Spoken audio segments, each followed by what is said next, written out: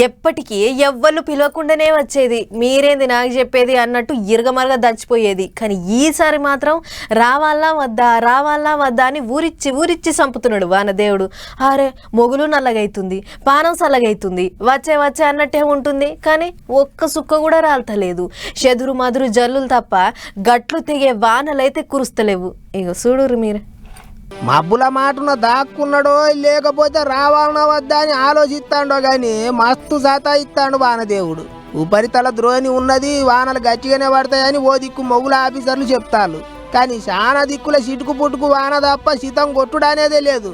అప్ప ఎత్తగానం పడుతుందో అన్నట్టే తెప్పలన్నీ నల్లగా అవుతున్నాయి. కానీ అంత ఊరిమి గింతే నా కురిసేది అన్నట్టు అవుతుంది. దూపగొన్న నేలకు ఈ సాలిచాలని వానలు అస్సలు ఆంతలేవు. ఇంకో దిక్కు వానలు కురిపి వర్ణదేవుడా అని జిల్లాల పోంచి ఒక్క తీరుగా పబ్బది పడతారు పబ్లిక్. చిలుకూరు ఎంకన్న గుడి అయ్యగారులు వానల కొరకు తీరొక్క పూజలు చేసిండ్రు, వరుణ జపం చేసిండ్రు. గండిపేట చెర్ల నిలబడి కూడా పూజలు చేసిండ్రు. అటు కొండగట్ట అంజన్న గుళ్ళె సుత అయ్యగారులు వరుణ జపం చేసిండ్రు. వానదేవునికి జర నువ్వన్న చెప్పు వాయుపుత్ర అని మొక్కులు మొక్కిండ్రు. ఇక దేవుని గుళ్ళ కాడ పూజలు అట్లా నడిస్తే ఇంకో దిక్కు వానల కోసం బడి పొల్లగాన్ల ఆరాటం ఎట్టున్నదో చూడండి.